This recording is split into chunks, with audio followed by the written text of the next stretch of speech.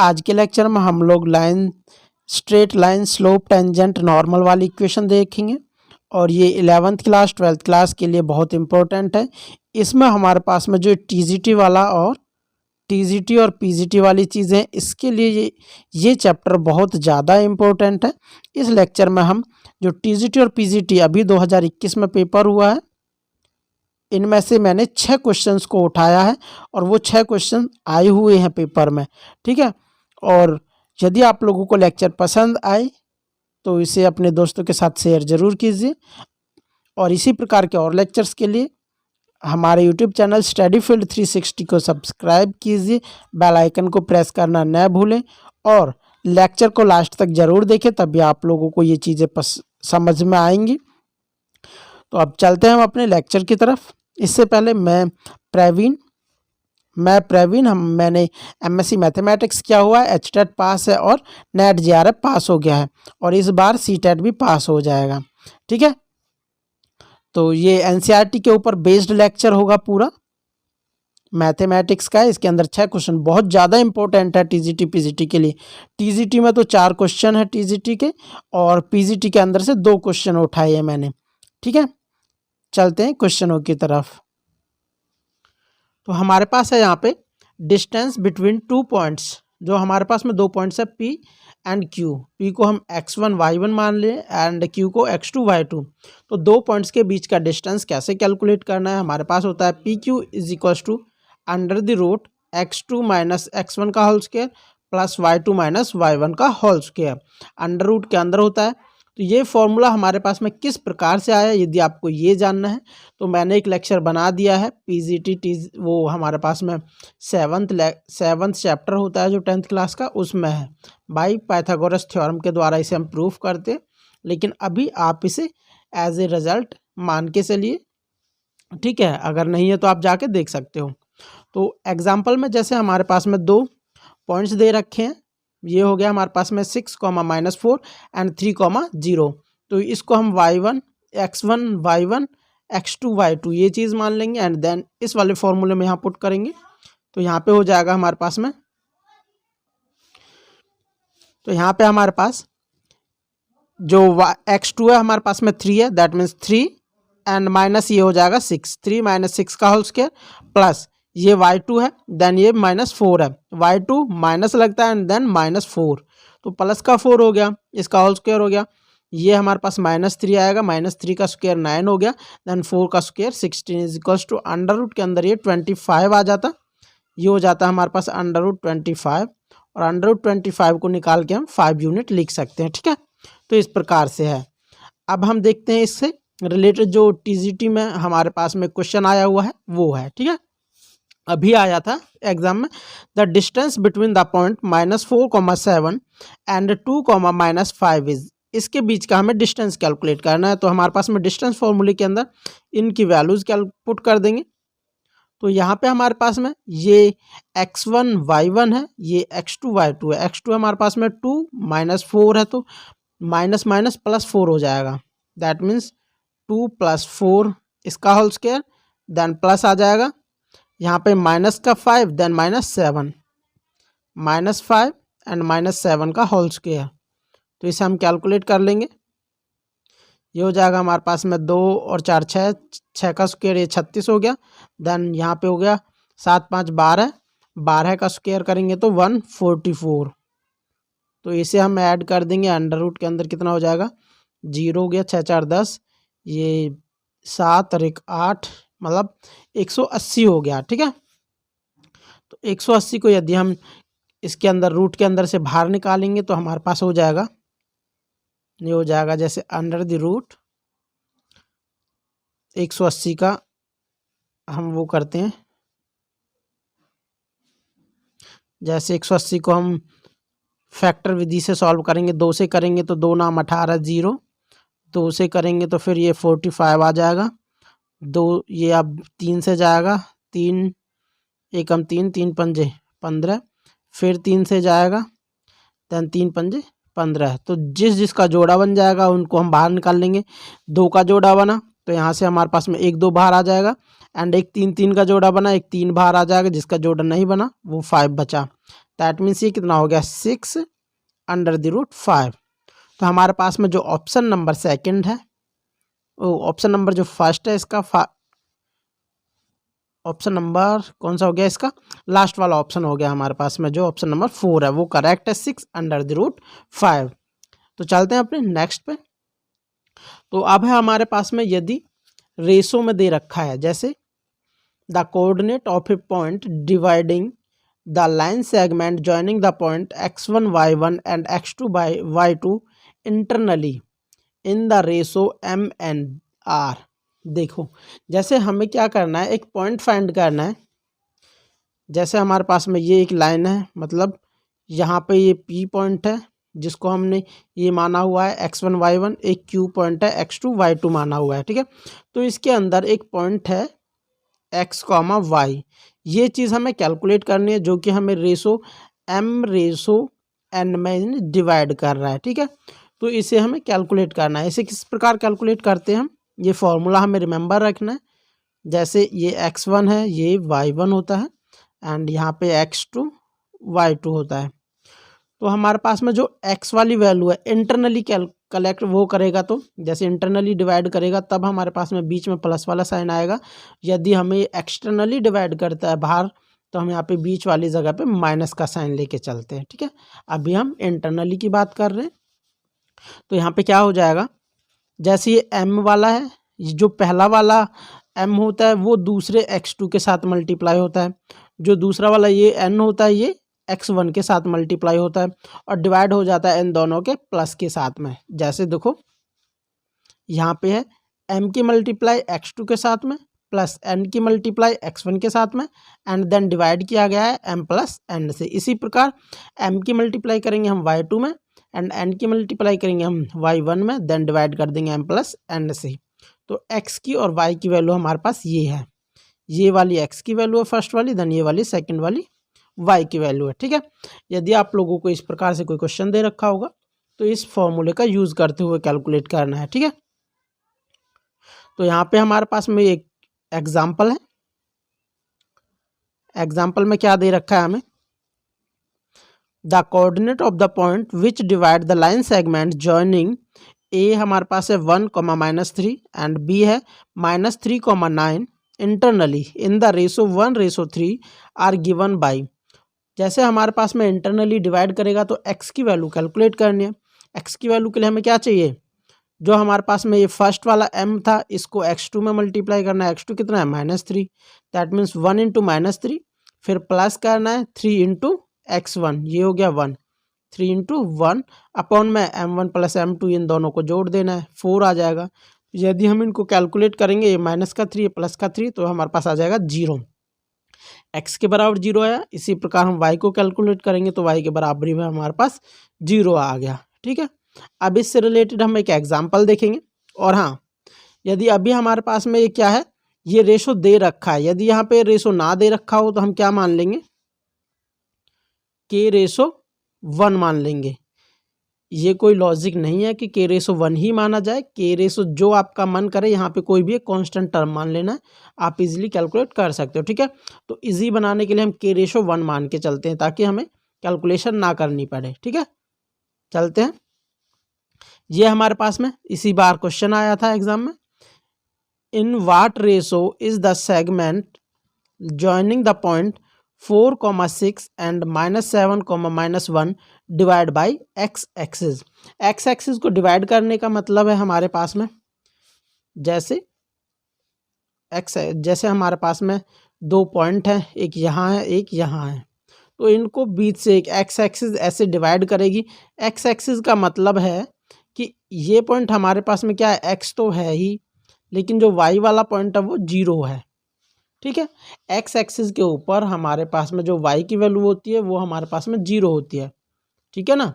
जैसे हमारे पास में ये होता है, इस वाली लाइन पे जो y की वैल्यू होती है वो हमारे पास में 0 होती है।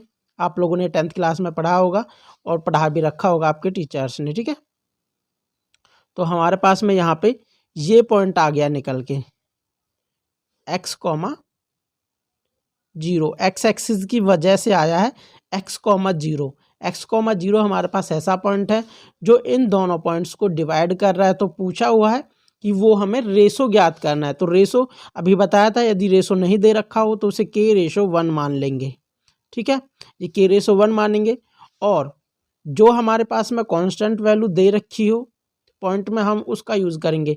यहाँ पे x दे रखा है तो इसका यूज़ नहीं करेंगे, मतलब हमें y के बराबर 0 दे रखी है। यहाँ पे y के बराबर 0 है, मतलब y वाली वैल्यू हम कैलकुलेट करेंगे। अभी फॉर्मूले में मैंने बताया था, यहाँ पे ये वाली y के बराबर ये वाली चीज़ है, y = m/2 + n/1 upon m + n, ये वाली चीज़ 0 के इक्वल पुट कर देंगे। ठीक है, तो यहाँ से हो जाएगा 0 = यहाँ पे ये m है, ये m है हमारे पास में, मतलब k, इसको x1 के साथ x2 के साथ में क्या वो मल्टीप्लाई करेंगे तो -7 हो जाएगा, -7k, देन 1 की मल्टीप्लाई 4 के साथ करेंगे तो ये 4 ही आ जाएगा। नहीं, हमें y2 की बात करनी थी तो y2 की बात कैलकुलेट करनी है हमें, x वाली नहीं करनी है। मतलब इसके साथ मल्टीप्लाई हो जाएगा k का, माइनस का k आएगा, एंड देन प्लस का 6 आ जाएगा, अपॉन में आ जाएगा k+1। ठीक है, अब यहाँ से हम k की वैल्यू कैलकुलेट करेंगे, आर पार क्रॉस मल्टीप्लाई कर देंगे तो आ गया है k के बराबर 6। तो यहाँ पे अब k के बराबर 6 रख देंगे, मतलब 6/1। तो ऑप्शन हमारे पास में जो फोर्थ है वो करेक्ट है। ठीक है, तो इसी प्रकार के इजी क्वेश्चन आते हैं एग्ज़ाम में, और ऐसे ही आगे भी क्वेश्चंस हैं। 6 क्वेश्चन आए थे जो टीजीटी और पीजीटी में आए हैं। तो यदि आप लोगों को लेक्चर अच्छा लग रहा है तो अपने दोस्तों के साथ इसे शेयर ज़रूर कीजिए, और यदि कोई कमी हो या फिर कुछ भी लग रहा है जैसा भी, तो आप कमेंट सेक्शन में हमें कमेंट करके ज़रूर बताएं। ठीक है, तो चलते हैं नेक्स्ट हमारे पास है, यदि m और n बराबर हो जाते हैं, मतलब जैसे हमारे पास में कोई पॉइंट है यहाँ पे, ये इनको काटने वाला जो रेशो है, इधर की साइड भी n है और इधर की साइड भी n है, मतलब दोनों साइड बराबर हैं, तो मतलब क्या है, ये बीचों बीच में कट करेगा, इसको बोलते हैं मिड पॉइंट। ठीक है, तो मिड पॉइंट कैसे कैलकुलेट करते हैं, दोनों पॉइंटों को, जैसे यहाँ पे x1 यहाँ पे x2 होता है, दोनों को ऐड करेंगे, देन 2 से डिवाइड कर देंगे, मिड पॉइंट ये होता है। ठीक है, दोनों पॉइंटों का एवरेज लेते हैं, इस प्रकार कहते हैं ना। ठीक है, तो ये फॉर्मूले हैं, जस्ट आप लोग इजीली याद कर सकते हो, x1 + x2/2 and y1 + y2/2, या फिर अभी जो मैंने आप लोगों को पीछे वाला फॉर्मूला याद कराया था, m = n, यहाँ पे हम पुट कर सकते हैं m और n की वैल्यू। m या n को किसी को भी आपस में एक दूसरे से रिप्लेस करेंगे, जैसे यहाँ पर रिप्लेस कर देते हैं, m लिख देता हूँ मैं, तो m दोनों जगह, यहाँ पे भी m आएगा तो m कॉमन आ जाएगा, देन x2 + x1 हो जाएगा, एंड अपॉन में यहाँ पे भी m हो जाएगा तो 2m हो जाएगा, दोनों जुड़ के m से m कैंसिल हो गया, क्या आया, x1 + x2/2, यही चीज़ थी ये वाली। ठीक है, ऐसे ही y1 + y2/2 हो गया। फिर आ जाता है हमारे पास में यहाँ से एक area of the triangle. Triangle का एरिया क्या होता है, यदि हमारे पास में 3 वर्टेक्स दे रखे हो, मतलब 3 पॉइंट्स दे रखे हो, एक पॉइंट दे रखा है, दूसरा पॉइंट एंड थर्ड पॉइंट, किस प्रकार से, जैसे हमारे पास ये है, एक ये दे दिया, एक ये और एक ये, 3 पॉइंट्स दे रखे हैं, तो हमें पूछा हुआ एरिया क्या होगा। तो एरिया हो जाता है हमारे पास में 1/2 करेंगे, फॉर्मूला याद कर लो, 1/2, देन मॉड, यदि हमारे पास x1 होगा, देन x1 से आगे वाला y लिखना है, y2 - y3, देन x2 होगा तो y3 लिखना है, y3 - y1 प्लस x3 होगा, देन y1 पे आ जाएगा वापस से लौट के, y1 - y2 मॉड। ठीक है, ये हमारे पास फॉर्मूला है, इसे आप लोग याद कर लेना। ये आप लोगों को 4-5 ये फॉर्मूले हैं, इजीली याद कर सकते हो। यदि ये वर्टेक्स दे रखे हो इस प्रकार से तो आप एरिया निकाल सकते हो। और यहाँ से एक रिजल्ट निकल के आता है हमारे पास में, यदि जो ट्रायंगल है उसका एरिया हमारे पास में 0 हो जाता है, ये रहा, यदि एरिया ऑफ द ट्रायंगल 0 है, देन हम कहेंगे जो ये पॉइंट है, मतलब एरिया क्या होता है, जो बीच वाला हमारे पास में भाग होता है उसे कहते हैं। यदि हमारे पास में एरिया 0 ही होगा तो इन पॉइंटों से मिलके केवल एक सिंगल लाइन बनेगी, इस प्रकार से सीधी लाइन। ठीक है, कोई भी एरिया नहीं बना पाएंगे। मतलब ये जो ए बी सी हैं वो एक ही लाइन के ऊपर होंगे, वो पॉइंट एक यहाँ होगा, एक यहाँ होगा, एक यहाँ होगा, ऐसे कहीं भी हो सकते हैं वो तीनों पॉइंट, ठीक है। तो हम उन्हें कहेंगे कोलिनियर पॉइंट, कोलिनियर पॉइंट, ठीक है।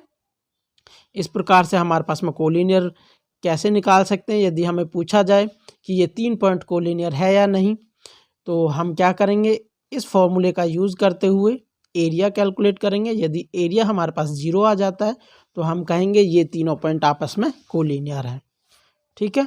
चलते हैं नेक्स्ट। तो यहाँ पे हमारे पास में एक क्वेश्चन पूछा हुआ है, if the point A B and C are collinear, हमारे पास ये कोलिनियर है, ये याद रखिए कोलिनियर है, and A plus B is equals to 1 है, then the value of A and B are, A और बी की वैल्यू पूछी हुई है यदि आपस में कोलिनियर है। कोलिनियर का अर्थ क्या है, अभी हमें यदि इनका जो एरिया है वो 0 हो जाएगा, दैट मीन्स ये कोलिनियर है, ठीक है। यहाँ पे हम एरिया भी कैलकुलेट कर सकते हैं, लेकिन यहाँ पे एक बात दे रखी है, जो ए प्लस बी वो 1 के इक्वल है, तो हमें ए और बी की वैल्यू ही कैलकुलेट करनी है। अब ऑप्शंस को हम इसका यूज़ करते हुए भी डिस्कार्ड कर सकते हैं, जिसकी वैल्यू ए प्लस बी करने पे 1 नहीं आएगी वो कैंसिल हो जाएगा। यहाँ देखो ए प्लस बी करेंगे, ये कितना आ गया 3, दैट मीन्स गलत। फिर सेकंड ये देखेंगे, ए प्लस बी करेंगे तो ये 1 आ गया, मतलब ये सही हो सकता है, ठीक है, कन्फर्म नहीं है, सही हो सकता है। फिर यहाँ पे इन दोनों को करेंगे तो ये -1 आएगा, दैट मीन्स ये भी गलत हो गया। फिर फोर्थ को देखेंगे तो हमारे पास ये -3 आएगा, दैट मीन्स ये भी गलत हो गया। मतलब जब तीनों ऑप्शन गलत हो गए तो हमारे पास जो फोर्थ ये लास्ट वाला ऑप्शन बचा यही ठीक है, ठीक है। तो हमारे पास जो सेकंड ऑप्शन है ये ऑप्शन का यूज़ करते हुए आपने करेक्ट कर दिया है। यदि आप लोग इसे ऐसे नहीं करना चाहते हैं तो आप इसका यूज़ करते हुए, इस फॉर्मूले का यूज़ करते हुए, इस एरिया वाले फॉर्मूले का यूज़ करते हुए, कहाँ पे ऊपर है ये वाला, इस एरिया वाले फॉर्मूले का यूज़ करना है और मुझे बताना है कि ए और बी की क्या वैल्यूज़ आती हैं, ठीक है। आप सॉल्व करना एंड देन कमेंट करके बताना है। चलते नेक्स्ट। अब आ जाता है हमारे पास में स्लोप ऑफ लाइन, कि हमारे पास में किसी भी लाइन का स्लोप क्या होता है। तो स्लोप हमारे पास में m is equals to tan theta. जैसे हमारे पास में कोई लाइन होती है वो कितनी x एक्सिस के ऊपर इंक्लाइंड है, मतलब कितनी लेटी हुई है, उस एंगल को हम बोलते हैं tan थीटा। मतलब अगर हम उसके सामने tan लगा देते हैं, दैट मीन्स ये tan और ये थीटा, तो इसको हम स्लोप बोलते हैं कि वो कितनी लेटी हुई है x एक्सिस के ऊपर पॉजिटिव साइड से। ये इस प्रकार कितनी लेटी हुई है, हम इसको बोलते हैं स्लोप। यहाँ पे लिखा हुआ है डेफिनेशन में, if theta is the inclination of A line L, इस लाइन का थीटा इंक्लाइनेशन है, देन tan थीटा को हम स्लोप कहते हैं, और ग्रेडियंट भी कह सकते हैं या फिर हम इसे टेंजेंट भी कहते हैं। हमारे पास में ये सारी चीज़ें एक जैसी होती हैं, स्लोप बोल सकते हैं, ग्रेडियंट बोल सकते हैं और इसको हम टेंजेंट भी बोल सकते हैं, ठीक है। तो यही है हमारे पास में। और यदि हमारे पास में जो इंक्लाइनेशन होती है वो 90 डिग्री हो जाए, मतलब ये 90 डिग्री ऐसे खड़ा हो जाए सीधा, तो यदि हम इस जगह पे tan 90 करते हैं तो हमें पता है tan 90 डिफाइन नहीं होता है, तो हमने कह दिया है वो डिफाइन नहीं होता है tan 90 पे। यदि इंक्लाइनेशन 90 डिग्री है तो उसे हम डिफाइन नहीं कर सकते, ठीक है। तो स्लोप हमारे पास में क्या हो गया है, m is equals to tan theta, और थीटा को 90 डिग्री नहीं होना है। अगर थीटा 90 डिग्री है तो उसे हम नॉट डिफाइन लिखेंगे, और नॉट डिफाइन को हम 1/0 इस टाइप से करके लिखेंगे, ठीक है, कभी भी पेपर में आएगा तो। अब चलते हैं नेक्स्ट। तो अब हमारे पास में यहाँ है slope of 2 points if it pass through 2 points, यदि हमारे पास ये 2 पॉइंट से पास होता है, दैट मीन्स एक P x1 y1 Q x2 y2 यहाँ से पास हो रहा है, तो पूछ रहा है कि हमारे पास में इसका क्या स्लोप हो जाएगा। तो अभी हमें पता है, मैंने लिखा है m is equals to tan theta, तो tan थीटा कितने के बराबर होता है, यदि हमारे पास में ये थीटा है, मतलब ये थीटा है, तो ये भी थीटा आ जाता है, ऐसा हम आप लोग को पता है और देख सकते हो, ठीक है। तो tan थीटा क्या होता है, ये लंब हो जाता है, मतलब ये QM, ये हो जाएगा QM अपॉन में PM। हमें ये चीज़ कैलकुलेट करनी है। अब क्यू एम कैसे कैलकुलेट होगा? क्यू एम हमारे पास में यहाँ से यहाँ तक की दूरी है। अगर यहाँ से यहाँ तक की दूरी यदि हम यहाँ पे लगाना चाहें तो मतलब ये वाली दूरी है, ये हमारे पास y1 है, यहाँ पे ये y2 है। ये चीज़ कैलकुलेट करनी है तो हमें हमारे पास कितनी हो जाएगी, y2 में से y1 घटा देंगे, मतलब हो जाएगा ये y2 माइनस y1 अपॉन में। ऐसे ही हमें ये कैलकुलेट करनी है यहाँ से यहाँ तक की दूरी, मतलब अगर इसे x एक्सिस के ऊपर देखें तो यहाँ से यहाँ तक ये x1 है, ये x2 है, मतलब यहाँ से यहाँ तक की दूरी कैलकुलेट करेंगे तो x2 माइनस x1 हो जाएगा, x2 माइनस x1। तो tan थीटा को हम m के इक्वल लिख सकते हैं, तो हमारे पास में यही है। ठीक है, यहाँ पे दे रखा है, ये फॉर्मूला है। यदि जो हमारे पास में लाइन है 2 पॉइंटों से होते हुए गुजरती है तो उसका स्लोप है वो हो जाता है हमारे पास में y2 minus y1 upon x2 minus x1। ये चीज़ आप लोगों को याद रखनी है।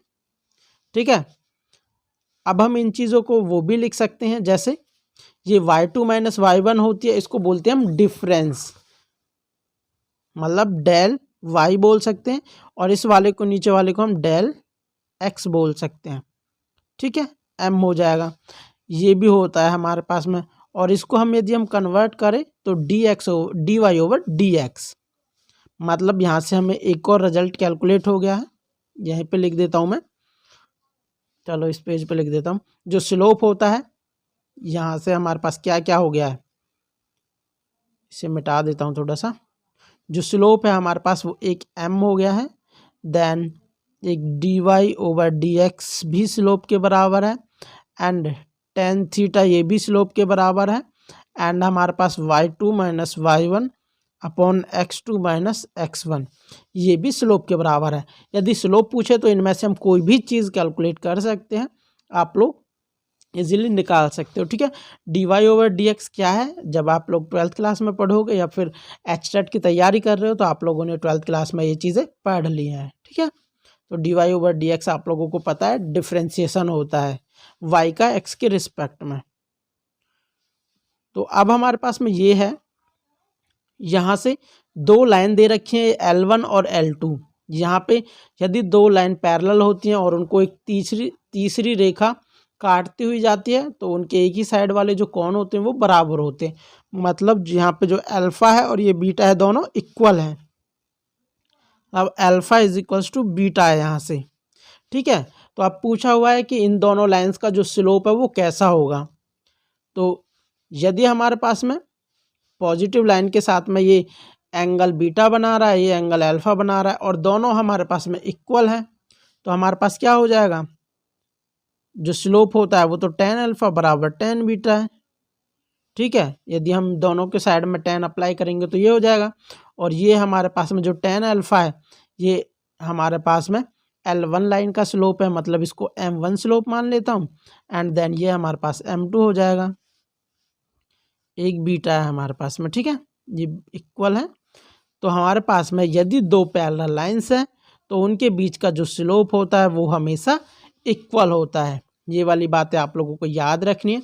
यदि दो लाइन है, ठीक है, और वो आपस में पैरेलल है तो उनके बीच का जो स्लोप है वो इक्वल होता है। आप लोग इस प्रकार से बता सकते हो कि ये इक्वल है। ठीक है, अब चलते हैं नेक्स्ट। यहाँ पे अब हमारे पास में यदि दो लाइनें आपस में परपेंडिकुलर हैं देन हमारे पास में स्लोप्स के बीच में क्या रिलेशन आएगा। ठीक है, तो यहाँ यदि ये परपेंडिकुलर है दैट मीन्स ये भी परपेंडिकुलर आएगा इधर भी। तो अब हम लोगों को क्या पता है, जो ट्रायंगल, ये एक ट्रायंगल बन जाएगा ये वाला। अब ट्रायंगल के दो इंटरनल कोणों का योग करेंगे, मतलब एडिशन करेंगे, देन वो बाहर वाले कोण के इक्वल हो जाता है। जो अलग वाला, इन साइड्स को छोड़ के जो अलग साइड वाले के साथ में एक्सटीरियर एंगल होता है उसके इक्वल हो जाता है। मतलब यहाँ से अल्फा प्लस 90 करेंगे तो थर्ड वाले ये क्या है, बीटा, ये बीटा के इक्वल हो जाएगा। ठीक है, अब हम tan थीटा अप्लाई करेंगे दोनों साइड। यहाँ से कितना हो जाएगा, tan अल्फा प्लस 90, और ये हो जाएगा tan beta. tan alpha plus 90 मतलब tan 90 प्लस अल्फा कितना हो जाएगा, माइनस tan अल्फा। ये हमारे पास हो गया tan बीटा, ये टेन नहीं होगा, ये कॉट हो जाएगा, कॉट अल्फा हो जाएगा। अब कॉट अल्फा को यदि हम टेन में ही करना है, क्योंकि हमें टेंजेंट तो या स्लोप होता है जो टेन की फॉर्म में ही है, ये -1/10 अल्फा हो जाएगा इज इक्वल्स टू 10 बीटा। अब 10 अल्फा हमें क्या पता है, जो L1 लाइन है उसका स्लोप है, मतलब ये M1 हो जाएगा, -1/M1 इज इक्वल्स टू ये M2 हो जाएगा, और क्रॉस मल्टीप्लाई करेंगे तो M1 M2 बराबर -1 के इक्वल हो जाएगा। यदि दो लाइन आपस में परपेंडिकुलर होती हैं तो उनके स्लोप्स की यदि हम मल्टीप्लाई करेंगे वो -1 के इक्वल है। ठीक है, आप लोगों को ये वाली चीज़ भी याद रखनी है, यदि दो लाइन आपस में परपेंडिकुलर है देन उनके स्लोप्स का आपस में हम मल्टीप्लाई करेंगे तो वो आपस में 1 के इक्वल हो जाएगा। ठीक है, चलते हैं नेक्स्ट। अब हमारे पास में ये है, यदि दो लाइंस दे रखी है उनके बीच का हमें स्लोप कैलकुलेट कर, वो एंगल कैलकुलेट करना है कि उनके बीच में कितना एंगल है। एक तो बड़ा वाला एंगल बनता है, एक छोटा वाला एंगल बनता है। ठीक है, ये चीज़ हमें कैलकुलेट करनी है। अभी हमने जो इसके अंदर 2 क्वेश्चन किए हैं जो टीजीटी पीजीटी में इसी साल आए हैं, अभी इसके बाद 4 क्वेश्चन और आने वाले हैं जो टीजीटी पीजीटी में 2021 में ही आए हैं। ठीक है, और अभी आप लोगों को लेक्चर कैसा लग रहा है कमेंट करके ज़रूर बताएं। ये लेक्चर बहुत ही इम्पोर्टेंट है टीजीटी और पीजीटी के लिए, इसे पूरा ज़रूर देखें।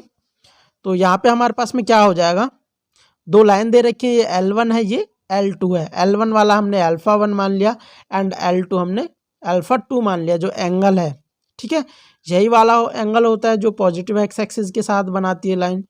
तो ये वाला हमें कैलकुलेट करना है, छोटा वाला, और बड़ा वाला कितना हो जाएगा, यहाँ से पता है जो एक पूरी लाइन होती है वो 180 डिग्री का कोण बनाती है। ठीक है, यदि हम ये छोटा वाला एंगल कैलकुलेट कर लेंगे थीटा, दैट मीन्स ये निकालने के लिए क्या करेंगे, 180 में से थीटा घटा देंगे, मतलब जो ये फाई है ये 180 माइनस थीटा ही है और कुछ नहीं है। ठीक है, तो अब हमें ये एंगल थीटा कैलकुलेट करना है। थीटा कैलकुलेट करने के लिए क्या हो जाएगा, यदि हम इसके सामने वाला एंगल देखें तो ये वाला एंगल हमारे पास ये थीटा हो जाएगा। अब यहाँ से अभी जो मैंने किया था पिछली इसमें, यहाँ करने के लिए इस एंगल का और इस एंगल का जोड़ करके ये इसके बराबर किया था। यहाँ से क्या करना है, इस एंगल को और इस एंगल को जोड़ के इसके बराबर कर देना है। ठीक है, तो यहाँ से क्या हो जाएगा, α1 plus theta is equals to α2 हो जाएगा, एंड थीटा के बराबर हमें थीटा कैलकुलेट करना है, α2 माइनस α1। तो देखो अगर हमारे पास ये α1 α2 ये चीज़ें दे रखी होंगी तो हम इजीली यहीं से निकाल लेंगे α2 माइनस α1 करके, बट हमें ये चीज़ थोड़ी ना देगा वो एग्जाम में हमें वो स्लोप देगा, और स्लोप निकालने के लिए हमें क्या चाहिए, tan थीटा की फॉर्म में चाहिए। तो हम tan थीटा निकालेंगे, tan theta is equals to दोनों तरफ tan ले लेंगे। ठीक है, tan α2 माइनस α1। अब tan a माइनस बी का फॉर्मूला हम खोल देंगे यहाँ से, tan α2 माइनस tan α1 अपॉन में 1 माइनस tan α2 tan α1।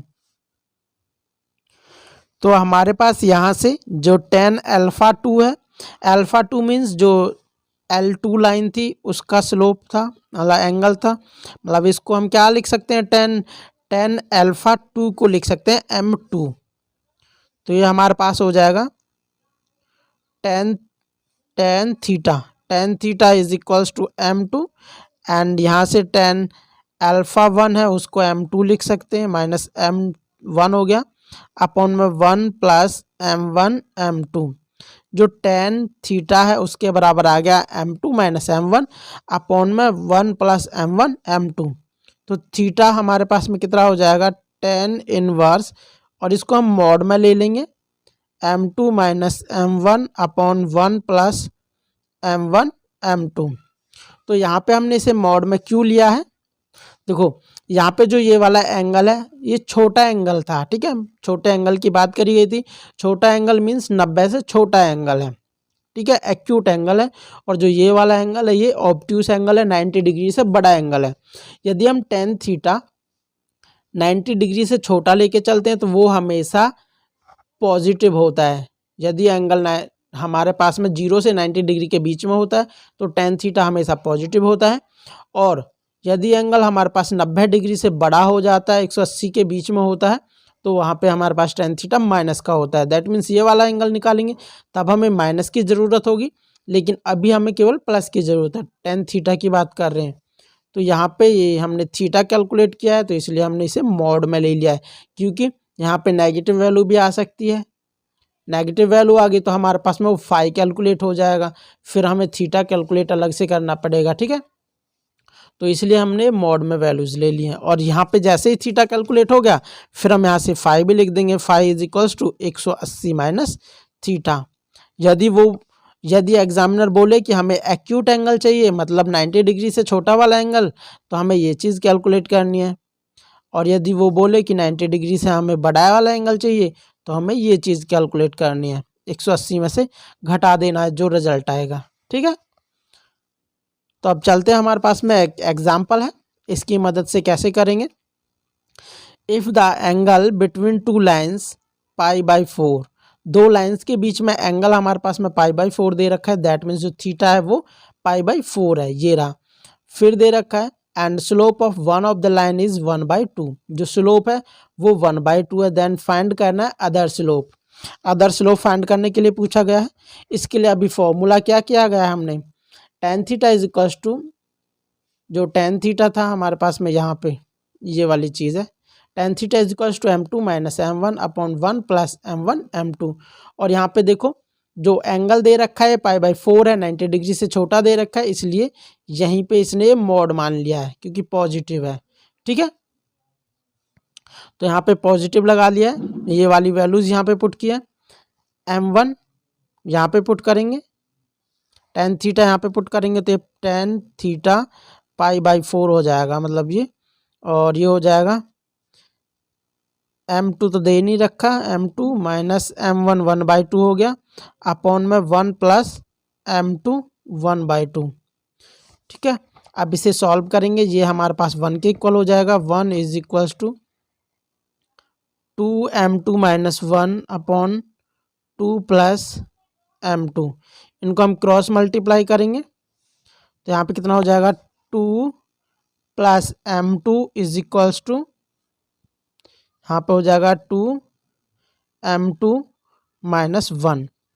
तो इसे हम इस साइड में लेके जाएंगे तो ये माइनस का m1 आएगा, एंड इसको इस साइड में लेके जाएंगे तो ये माइनस का 3 आ जाएगा, मतलब m1 इज इक्वल्स टू 3 आ गया। जो m1 है वो हमारे पास में 3 आ गया, मतलब m2 हमारे पास 3 आया, m2 है। ठीक है, तो इस प्रकार आप लोगों को जो भी चीज़ नहीं दे रखी होगी वो चीज़ आप कैलकुलेट कर सकते हो। यदि थीटा कैलकुलेट करना है तो यहाँ से थीटा कैलकुलेट कर सकते हो, स्लोप दे रखे, और यदि एक स्लोप एक थीटा दे रखा है तो वो भी कैलकुलेट कर सकते हो। 3 चीज़ें हैं, उनमें से यदि कोई भी 2 चीज़ दे दे तो हम थर्ड वाली इजीली कैलकुलेट कर सकते हैं। ठीक है, तो अब चलते हैं हम अपने नेक्स्ट क्वेश्चन की तरफ। यहाँ पे है कोलिनियरिटी ऑफ 3 पॉइंट्स। यदि हमारे पास में 3 पॉइंट हैं, उनकी कोलिनियरिटी चेक करनी है। नंबर 1 तो हम जो एरिया था किसी भी ट्रायंगल का, मतलब 3 पॉइंट दे रखे हैं तो हम उन्हें एक ट्रायंगल मान सकते हैं और एरिया कैलकुलेट करेंगे, ये था। अब एक हम कैलकुलेट कर सकते हैं स्लोप का यूज़ करते हुए। आप किसी भी चीज़ का यूज़ कर सकते हो, जब एग्ज़ाम में आएगा क्वेश्चन जो आपको ईजी लगे उससे यूज़ कर सकते हो। तो हमारे पास में क्या है, कोलिनियर 3 पॉइंटों को हम कोलिनियर कब कहेंगे, जैसे यदि वो एक ही लाइन के ऊपर होते हैं तो हम उन्हें कोलिनियर पॉइंट कहते हैं। अब यहाँ से क्या है, कोलिनियरिटी के लिए यदि स्लोप 2 लाइंस का इक्वल हो जाएगा, मतलब ये 3 पॉइंट्स दे रखे हैं A B C, यहाँ से यहाँ तक की यदि मैं एक लाइन मान लेता हूँ इसको, एंड देन दूसरी यहाँ से यहाँ तक की एक लाइन मान लेता हूँ, यहाँ से आगे एक लाइन है और यहाँ से पहली वाली ये एक लाइन है, तो ये आपस में दोनों लाइन्स आप लोगों को दिख रही होंगी, ये पैरेलल लाइन्स हैं। ठीक है, एक ही लाइन पे 3 पॉइंट होते हैं, यदि उनको हम 2 लाइनों के रूप में डिवाइड कर देते हैं, मतलब यहाँ से यहाँ तक की एक लाइन हो गई और यहाँ से यहाँ तक की एक लाइन होगी, तो वो दोनों लाइन्स आपस में पैरेलल होती हैं। और यदि दोनों लाइन्स आपस में पैरेलल होती हैं तो अभी बताया था मैंने, जो दोनों का स्लोप होता है मतलब m1 बराबर m2 होता है। ठीक है, और 2 पॉइंटों का यूज़ करते हुए हमें स्लोप कैसे निकालना है वो भी बताया था मैंने।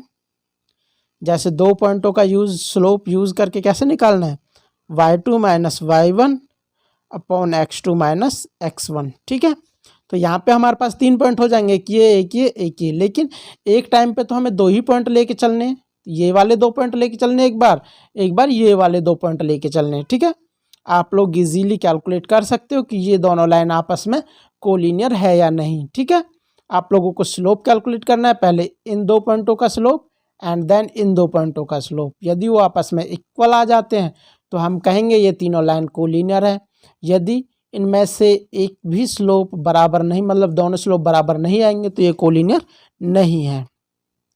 चलते हैं नेक्स्ट क्वेश्चन पे। तो अब हमारे पास है horizontal and vertical lines. Direct जो हॉरिजेंटल और वर्टिकल लाइंस है उनके लिए जैसे अभी हमारे पास में ये वाला टॉपिक अभी थोड़ी देर में कराता हूँ, पहले ये करते हैं। पॉइंट स्लोप फॉर्म, पॉइंट दे रखा है कोई एंड स्लोप है, उससे क्या चीज़ हो सकता है। मतलब एक पॉइंट दे रखा है, जैसे ये हमारे पास में P दे रखा है, ये वाला P दे रखा है और एक स्लोप दे रखा है। फिर कह रहा है कि हमारे पास में जो इक्वेशन हो जाएगी लाइन की वो क्या हो जाएगी। हाँ, तो हमारे पास में इक्वेशन ऑफ लाइन ये हो जाएगी। आप देखते हैं इसे कैसे हो जाएगी ये। ठीक है, तो अब क्या करना है हमें, सबसे पहले क्या करना है, यदि कोई एक लाइन ड्रॉ करनी है उस पॉइंट से होके उसी स्लोप के साथ में। अब हमें पता नहीं है कि ये कितना स्लोप के साथ में ड्रॉ होगी, लेकिन हमें एक एज ए रैंडमली ड्रॉ कर देनी है, रफ फिगर बोलते हैं जिसको। ठीक है, तो रफ फिगर के साथ हमने ड्रॉ की, फिर उसके ऊपर एक पॉइंट मान लेंगे PXY। अब हम यहाँ से देख सकते हैं, एक हमारे पास में PX0 Y0, ये P0 करके माना हुआ है, X0 Y0, फिर P मान लिया है X, Y।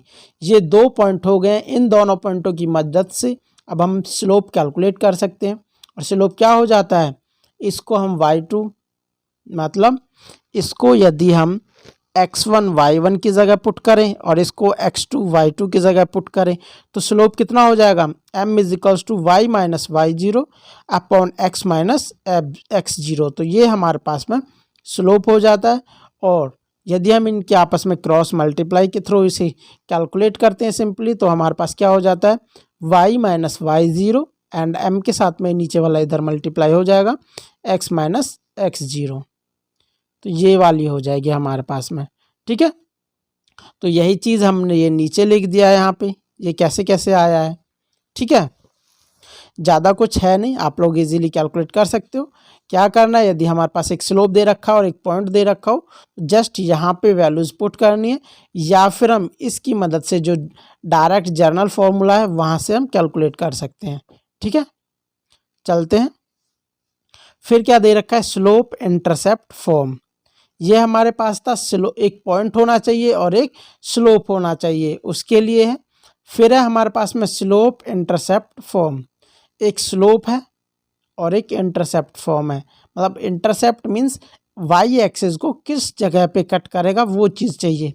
और वाई एक्सिस पर हमारे पास में यदि कट करता है तो हमारे पास में जो एक्स की वैल्यू होती है वो 0 होती है, जो एक्स की वैल्यू यहाँ पे 0 मान रखी है, एंड जो सी है वो एक्स एक्सिस पे कट कर रहा है उस पॉइंट के ऊपर। ठीक है, अब क्या करना है हमारे पास में, जो अभी ये इक्वेशन निकल के आई है यहाँ से, ये वाली इक्वेशन निकल के आई है, यहाँ पे y जो y0 है इसकी जगह पे ये पॉइंट था अभी हमारे पास में, ये वाला पॉइंट। अब इस पॉइंट को हमने मान लिया क्या, 0, C मान लिया गया है। ठीक है, आगे वाले क्वेश्चन के लिए 0, C मान लिया गया है। यहाँ पे वैल्यू पुट करेंगे, यहाँ पे C हो जाएगा एंड देन यहाँ पे 0 पुट कर देंगे, तो क्या हो जाएगा हमारे पास में, देखो यहाँ से y minus C = m into x minus 0। Then y के बराबर क्या हो जाएगा, जो C है दूसरी तरफ आ जाएगा और mx हो जाएगा, y = mx प्लस C। तो ये हमारे पास में एक करेक्ट इक्वेशन हो जाती है। ठीक है, और यहाँ पे क्या दे रखा है, ये क्या है, फर्स्ट इक्वेशन हमारे पास में फर्स्ट केस है, यदि जो इंटरसेप्ट है वो वाई एक्सिस के ऊपर होगा, एंड देन सेकंड आएगा हमारे पास में जो इंटरसेप्ट पॉइंट है वो यदि एक्स एक्सिस पे होगा, तो क्या इक्वेशन होगी। फर्स्ट केस को पढ़ लेते हैं थोड़ा सा। Suppose a line L with slope M cut the y axis at a distance c from the origin, origin से मतलब यहाँ से लेके यहाँ तक की जो दूरी है वो सी है। देन जैसा कि फिगर में दर्शा रखा है, the distance c is called the y intercept, जो सी डिस्टेंस है उसे हम वाई इंटरसेप्ट कहेंगे। And obviously coordinate of the point where the line meet the y axis are 0, c. Y axis के ऊपर मीट करेगा तो एक्स की वैल्यू तो 0 हो जाएगी ऑटोमेटिकली, और यदि वाई एक्स एक्सिस के ऊपर मीट करता है तो वाई वाली 0 हो जाती है वैल्यूज़। ठीक है, मैंने अपना जो ये एक्स एक्सिस के ऊपर वाई एक्सिस के ऊपर 0 कैसे हो जाती है, मैंने जो 10th क्लास का लेक्चर था उसमें बता रखा है, आप जाके देख सकते हो। तो यहाँ से हमारे पास में ये वाई इंटरसेप्ट के साथ में इक्वेशन हो जाती है। यदि एक्स इंटरसेप्ट की बात करते हैं तो एक्स इंटरसेप्ट के साथ में मैं एक ऐसे ड्रॉ कर लेता हूँ एज ए रैंडमली, मतलब ये सी हो जाता एंड ये 0 हो जाता। इसको सी ना मान के इसको डी मान लेते हैं, इससे अलग कर देते हैं इक्वेशन को। ठीक है, तो यहाँ पे हमारे पास में ये आ गया डी, 0। तो यहाँ से अभी जो मैंने इक्वेशन बताई हुई है यहाँ पे ये वाली, यहाँ पे y की जगह 0 पुट करेंगे, मतलब y minus 0 is equals to M x minus इसकी जगह डी हो जाएगा। तो यहाँ से क्या इक्वेशन निकल के आ जाएगी, तो ये वाली देखो यहाँ पे इक्वेशन दे रखी है y is equals to M x minus d. Second वाला केस है ये वाला, ये वाली इक्वेशन है। ठीक है, आप लोग इजीली कैलकुलेट कर सकते हो, आप लोगों को बता भी दिया है मैंने कैसे कैसे आई है। अब चलते हैं नेक्स्ट पे। तो यहाँ पे एक क्वेश्चन है, इस पे जाने से पहले अभी जो मैंने एक क्वेश्चन छोड़ दिया था थोड़ा सा, इसको देखते हैं। ठीक है, अभी मैंने आप लोगों को ये इक्वेशन बताई है y is equals to M x plus C, एक ये इक्वेशन बताई है और एक बताइए y is equals to M x minus D. ठीक है, तो अब यहाँ से क्या करना है हमें, यदि हम हॉरिजेंटल मतलब वाई एक्सिस की पैरेलल, वाई एक्सिस के पैरेलल ये एक्स एक्सिस के पैरेलल यदि हमारे पास में कोई लाइन होती है तो उसे बोलते हैं हम हॉरिजेंटल लाइन। कौन सी लाइन बोलते हैं उसे, हॉरिजेंटल लाइन बोलते हैं।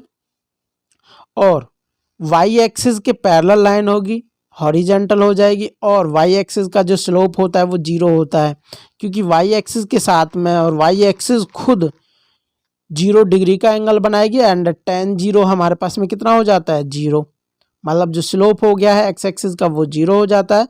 और यदि हम यहाँ पे स्लोप की वैल्यू 0 पुट करेंगे तो कितना हो जाएगा y इज इक्वल टू सी।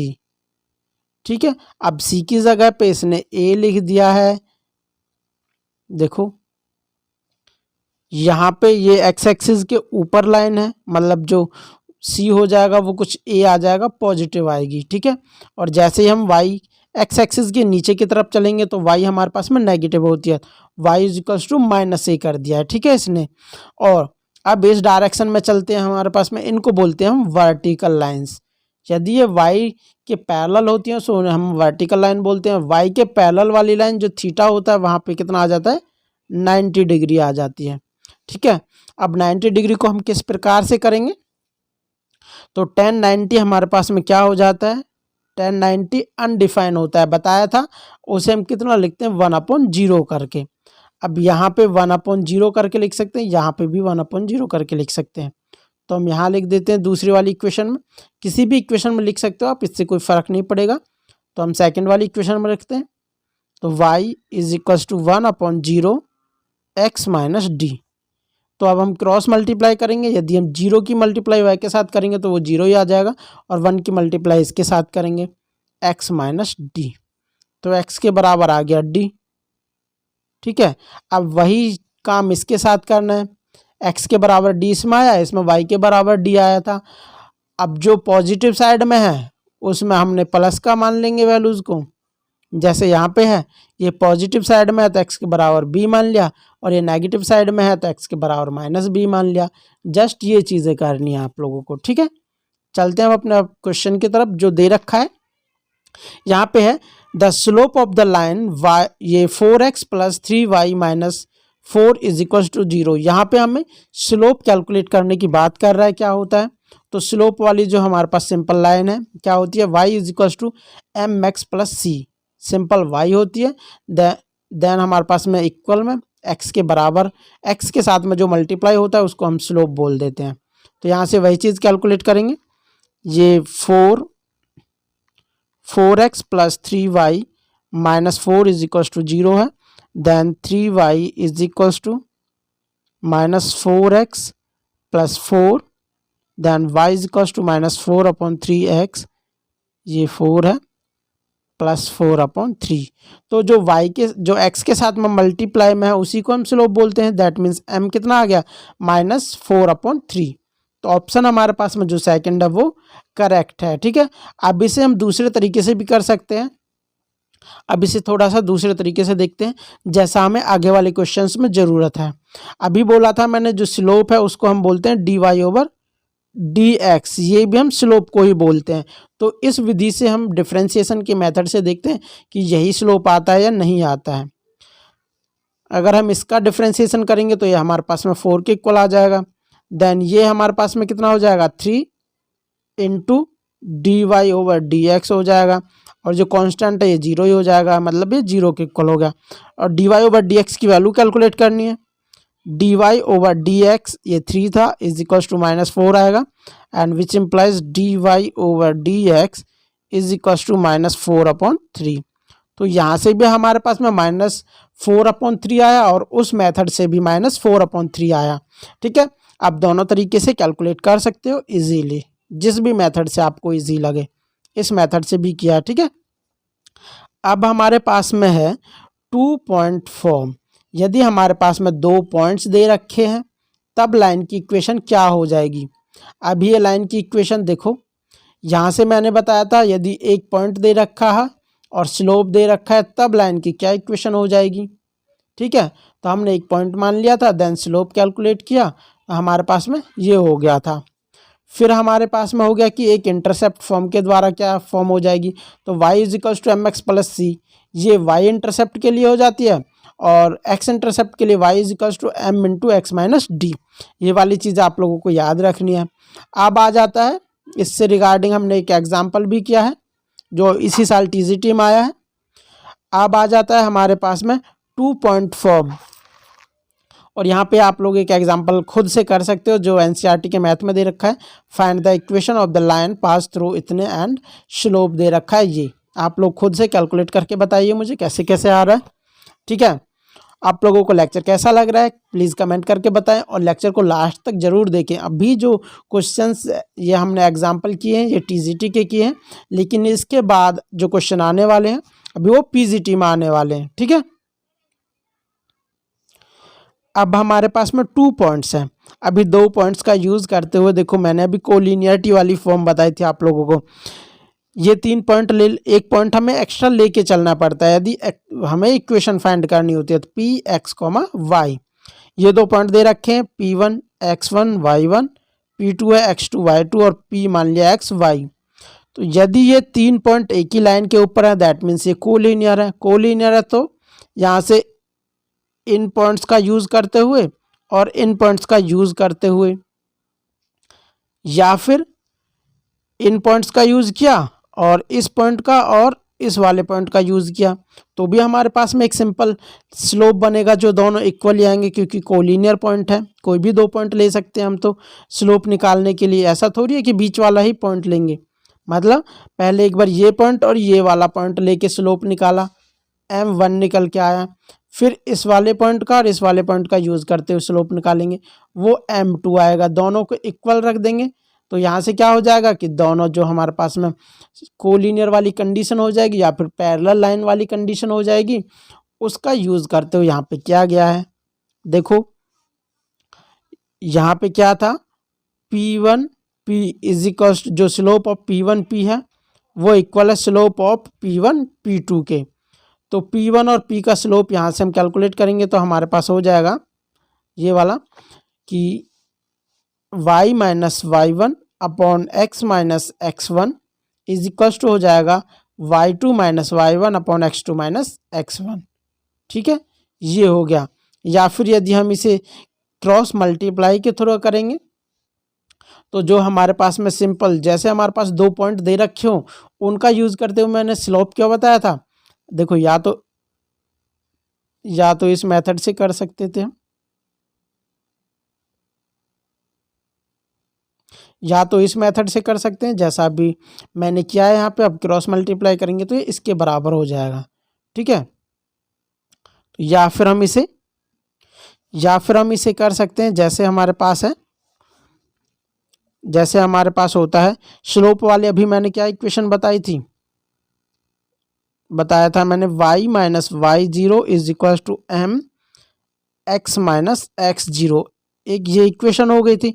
अब यहाँ से m दो पॉइंटों का यूज करके हम m कैसे निकालते हैं, m is equal to y two minus y one upon x two minus x one, ये वाली चीज़ होती है। अब इसको हम यहाँ इस जगह पे पुट कर देंगे तो हमारे पास में m की जगह पे यहाँ पुट करते हैं इसे, ठीक है।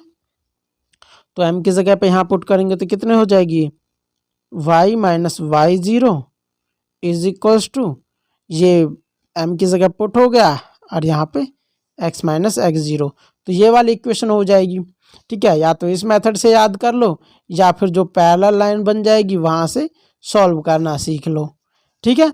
वरना वैसे तो आप लोगों को बस जस्ट ये फॉर्मूलेज याद रखने, ज़्यादा कुछ याद नहीं रखना है, ठीक है। अब यहाँ पे है जैसे स्लोप कैलकुलेट करना है, x square plus two x plus y is equal to zero. और देखो अब यहाँ पे हमारे पास ये एक्स स्क्वायर वाली फॉर्म दे रखी है, दैट मीन्स यहाँ पे एक्स का जो कोफिशिएंट है वो नहीं चलेगा, मतलब d Y over D x का यूज़ करते हुए कैलकुलेट करेंगे। जब हमारे पास में जो लाइन है वो लीनियर लाइन है तो हमारे पास में जो स्लोप हो जाएगा वो एक्स के साथ वाला मल्टीप्लाई वाला हो जाता है। अदरवाइज लीनियर लाइन नहीं है तो हमें डिफ्रेंसिएशन का यूज़ करते हुए स्लोप निकालना है। तो यहाँ से d Y over D x calculate करना है, तो एक्स स्क्वायर का डिफ्रेंसिएशन करेंगे तो 2x हो जाएगा, देन प्लस ये हमारे पास में 2 हो जाएगा, प्लस में D Y over D X is equal to zero. तो D Y over D x calculate करना है, तो D Y over D X is equal to, ये दूसरी तरफ जाएंगे तो माइनस 2 इंटू एक्स प्लस 2, तो ये हमारे पास स्लोप हो जाएगा यहाँ पे, ठीक है। तो इस प्रकार से हमें कैलकुलेट करना है स्लोप। चलते हैं नेक्स्ट। तो अब हमारे पास है ये स्लोप कैलकुलेट करना है, इसी टाइप की लाइन है जैसे अभी मैंने बताया था। लीनियर लाइन ना हो तो हमें डिफ्रेंसिएशन का यूज़ करते हुए कैलकुलेट करना है, तो यहाँ पे डिफ्रेंसिएशन का यूज़ करेंगे। The equation of the tangent to the curve x square minus y square minus 8x plus 2y plus 11 minus 0 is equals to 0 at 2,1। तो यहाँ पे एक पॉइंट दे रखा है, एक कर्व दे रखा है, कर्व का यूज़ करते हुए हम स्लोप कैलकुलेट कर सकते हैं। फिर हमारे पास क्या हो जाएगी, एक स्लोप हो गया, एक टेंजेंट हो गया, उसका यूज़ करते हुए हम एक लाइन निकाल सकते हैं। उसका क्या फॉर्मूला है, तो यहाँ पे हमारे पास क्या हो जाएगी, जैसे y minus y zero is equals to M x minus x zero. अब y और x, वाई जीरो और एक्स जीरो हमारे पास क्या है यहाँ पे, ये x हो जाएगा, एक्स जीरो 2 हो गया एंड वाई जीरो 1 हो गया। ये वैल्यूज़ भी यहाँ पे पुट कर देते हैं, यहाँ पे 1 हो गया एंड यहाँ पे ये 2 हो गया। अब हमें m की वैल्यू कैलकुलेट करनी है यहाँ से, ठीक है। m कैलकुलेट करने के लिए क्या करना है, इसका डिफ्रेंसिएशन करना है, और डिफ्रेंसिएशन करने के बाद में जो वैल्यूज़ दे रखे हैं वो वाली वैल्यू यहाँ पे पुट कर देनी है। जैसे यहाँ पे यदि एक्स वाई वाला कोई पॉइंट दे रखा होता तो x की वैल्यू यहाँ पे पुट कर देते, देन ये m निकल के आ जाता, ठीक है। इसी प्रकार यहाँ करना है, ठीक है। तो मैं इसको थोड़ा मिटा देता हूँ, y minus y one, next page में लिख देता हूँ y minus one is equals to M x minus 2, ये है। अब हमें m कैलकुलेट करना है, m डिफ्रेंसिएशन की यूज़ करते हुए यहाँ का डिफ्रेंसिएशन करेंगे तो 2x आ गया, 2x माइनस 2y हो गया। देख लेकिन हमारे पास में y डैश, हम जो डिफ्रेंसिएशन होता है that means d Y over D x होता है उसे y डैश करके भी लिख सकते हैं, तो इसी का यूज़ करते हैं ताकि ज़्यादा पेज में मतलब बड़ा बड़ा हो जाता है तो प्रॉब्लम आ जाती है, ठीक है। ये y डैश हो गया, देन ये माइनस 8 हो गया प्लस 2y डैश और 11 का हम डिफ्रेंसिएशन करेंगे तो 0 हो जाएगा, इक्वल टू 0। तो यहाँ पे अब ये वाली वैल्यूज़ x की जगह पे 2, y की जगह पे 1 पुट कर देंगे तो यहाँ पुट करेंगे तो ये 4 आ गया, माइनस यहाँ पे 1 पुट करेंगे तो 2y डैश माइनस 8 हो गया, प्लस 2y डैश बराबर 0। तो यहाँ से आ गया ये माइनस का 4 आ जाएगा और ये आपस में दोनों कैंसिल हो जाएंगे। अब देखो बराबर 0, अब -4 बराबर 0, तो ये चीज़ क्या है, अनडिफाइन है, मतलब जो y डैश है वो अनडिफाइन है। और y डैश अनडिफाइन कब होता है, जब 90 डिग्री हो जाता है, मतलब 1/0 कर देंगे। जो स्लोप है m उसे हम 1/0 कर देंगे, ठीक है। अनडिफाइन के केस में मैंने आप लोगों को स्टार्ट में बताया था कि 1/0 लेके चलना है। अब 1/0 यहाँ पुट करेंगे तो y minus 1 is equals to 1/0 x minus 2। अब क्रॉस मल्टीप्लाई करेंगे, 0 की मल्टीप्लाई यहाँ करेंगे तो ये चीज़ तो 0 हो जाएगी, एंड 1 की मल्टीप्लाई x माइनस 2, तो x minus 2 is equals to 0। तो यही हमारे पास में इक्वेशन आ गया फाइनल। तो ऑप्शन हमारे पास में जो 4th है वो करेक्ट है। ये वाला क्वेश्चन पीजीटी में आया हुआ है, आप देख सकते हो 2021 वाले में। अब चलते हैं नेक्स्ट हम, ये वाला भी पीजीटी का क्वेश्चन है 2021 में, सेम इसी टाइप इसी बेसिस पे आया हुआ क्वेश्चन है। The equation of the normal to the curve. अब यहाँ पे नॉर्मल पूछा हुआ है, जैसा मैंने आप लोगों को स्टार्टिंग में बताया था। नॉर्मल बोले तो हम बोलेंगे 90 डिग्री का एंगल बनाता है तब, तो स्लोप हमें कैलकुलेट करना है। इन इक्वेशन जो हमारे पास में ये इक्वेशन दे रखे हैं, इन इक्वेशंस के साथ में ये 90 डिग्री का एंगल बना रहा है, मतलब जो हमारे पास में इनका यूज़ करते हुए स्लोप निकल के आएगा, उसका यूज़ करके सेकंड स्लोप निकालना है, मतलब m2 निकालना है। वो कितना हो जाएगा, -1/m1, ठीक है। m1 कैलकुलेट करेंगे, देन m2 कैलकुलेट करेंगे, ठीक है। नॉर्मल यही था जो परपेंडिकुलर है, बताया था कि m1 और m2 दोनों की मल्टीप्लाई करके वो -1 की इक्वल होती है। ये वाली चीज़ें आप लोगों को याद रखनी है, यही चीज़ें होती हैं जो पेपर में आती हैं, ठीक है। तो यहाँ से हम क्या करेंगे, स्लोप निकालेंगे, और स्लोप वही निकालेंगे dy/dx करके। तो यदि हमारे पास में जो पैरामेट्रिक फॉर्म दे रखी होती है यदि इक्वेशन की, तो वहाँ से पहले t की वैल्यू पुट करके x और y की वैल्यू निकालेंगे। तो यहाँ पुट करते हैं, t की वैल्यू 1 पुट करेंगे तो x इज इक्वल्स टू 1 आ जाएगा, x के बराबर 1 आ गया, एंड यहाँ पे y के बराबर 2 आ गया। तो पॉइंट आ गया 1,2, पॉइंट हमारे पास हो गया 1,2। और अब जो m2 m1 है, m1 निकालना है, यहाँ पे पुट कर देंगे, तो इनका डिफ्रेंशिएशन करना है, ठीक है। इसको मिटा देता हूँ,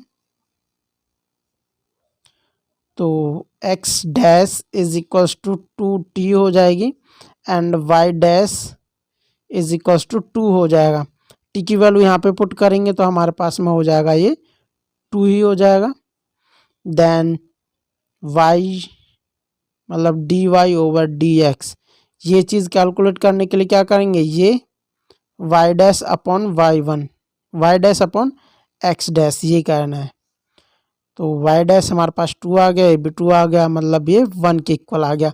अब हमें क्या करना है, यहाँ पे ये पुट कर देना है, मतलब m2 -1 के इक्वल आ गया, m2 आ गया हमारे पास -1 के इक्वल।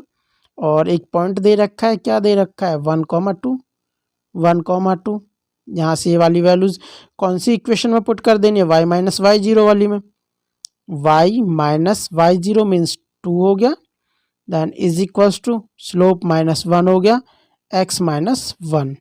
इसे हम कैलकुलेट करेंगे, y minus 2 is equals to -x then +1, तो ये x +1 हो जाएगा, ये x प्लस y हो जाएगा, और ये माइनस का 1 इधर आएगा तो ये माइनस का 3 इज इक्वल्स टू 0 हो जाएगा।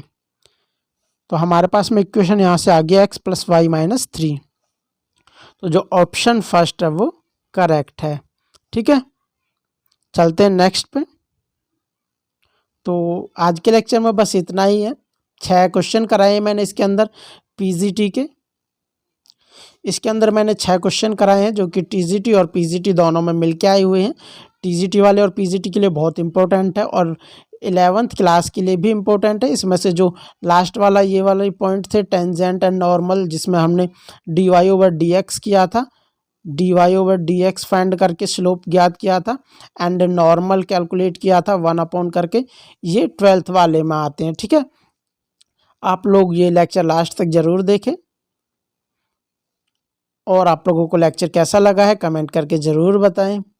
इसी प्रकार के और लेक्चर्स के लिए मेरे यूट्यूब चैनल स्टडीफील्ड 360 को सब्सक्राइब कीजिए एंड बेल आइकन को दबाना न भूलें। Thank you.